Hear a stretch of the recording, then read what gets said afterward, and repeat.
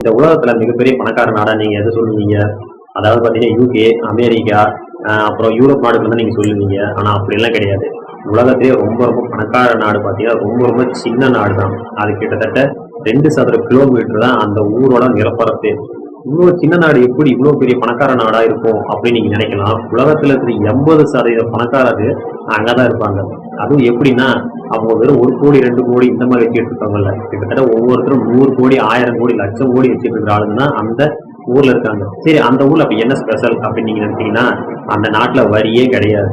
ஆமா, அந்த நாட்டுல சம்பாதிக்கிற எந்த பணத்துக்குமே அங்க வரி கிடையவே கிடையாது. அதனாலதான் அந்த ஊரு மிகப்பெரிய பணக்கார நாடா இருக்கு. சரி, அதே மாதிரி இந்தியாவிலும் வரி ரத்து பண்ணிட்டாக்கா நாமளும் பணக்காரன் ஆயிடலாமே அப்படின்னு நீங்க நினைக்கலாம். ஆனா அதுதான் கிடையாது. இது ஏன் வரி இல்லாதான் அந்த நாடு பணக்காரம் ஆகுது அப்படின்னு பார்க்கலாம். இந்த நாடு யூரோப் கண்ட்ரிக்கு பக்கத்துல தான் இருக்கு. ரொம்ப ரொம்ப சின்ன நாடு. இது மொரோக்கோ அப்படின்றத இந்த நாட்டோட பேரு. சரி, இது 2க்கு 2 சதுர கிலோமீட்டர் தான் இருக்கு. இங்க ஒரு அடி, அதாவது ஒரு சதுர மீட்டர் அடி எவ்வளவு கிட்டதுன்னா 27 லட்சத்துல இருந்து 50 லட்சம் ரூபாய் ஒரு அடி ஆகுது அங்க.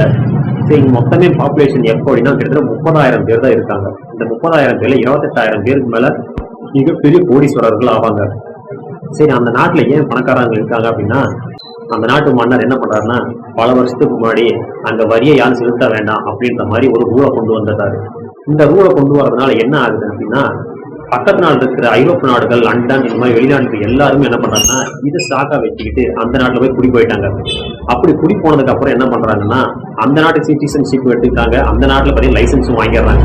இப்படி வாங்குறதுனால என்ன பண்றாங்கன்னா, அவரோட பொருட்களை உலகம் முழுக்க சேல்ஸ் பண்றாங்க.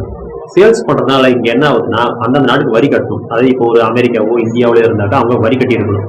ஆனா அந்த நாட்டுக்கு வரி இல்லை அப்படின்றதுனால அதை கிளைம் பண்றதுக்காக வெளிநாட்டுல இருக்கிற பல பேர் அந்த நாட்டு சிட்டிசன்ஷிப்புக்கு போயிடுறாங்க. அப்படி போகும்போது ஒரு வருஷத்துக்கு பல 100,000 கோடி ரூபாய் வரியா கட்டுறத இவங்க என்ன பண்றாங்கன்னா, எங்க நாட்டுல வரி கிடையாது, அதனால உங்க நாட்டுல வந்து நாங்க வரி கட்ட மாட்டோம் அப்படின்ற மாதிரி சொல்லிட்டு அவங்க வரி வாங்கிட்டு போயிடுறாங்க. இப்ப இந்தியாவில் ஒரு கார் விற்கிறாங்க அப்படின்னா இந்தியாவுக்கு போற வரி வேற, பட் இந்தியாவுக்கு அவங்க கொடுக்க வேண்டிய வரி வேற. இதனால என்ன பண்றாங்கன்னா, அந்த நாட்டுக்கு வரி கிடையாது, அதனால பாத்தீங்கன்னா அவங்களுக்கு வரி கட்ட மாட்டோம்னு சொல்லி ஒவ்வொரு நாட்டையும் ஏமாத்தி அங்க இருக்க பெரும் பணக்காரர்கள் எல்லாருமே பணத்தை ஏமாத்திட்டு போயிறாங்க. இது உலகத்துல பல 1000 கோடி பல நாட்டுக்கு போக வேண்டியது. ஆனா அந்த நாட்டுல இவங்க போய் சட்டவிரோதமா அதை பயன்படுத்திக்கிட்டு அங்க வாழ்ந்துட்டு வராங்க. இங்க இருக்கிறவங்க எல்லாருக்கிட்டையுமே கார் எல்லாம் இருக்காது. இவங்க பெரும்பாலும் பாத்தீங்கன்னா அந்த யூரோப் கண்ட்ரியில தான் போயிருப்பாங்க. அந்த நாட்டுக்கு சொந்தமா ஒரு பிளைட் கீட் எதுவுமே கிடையாது.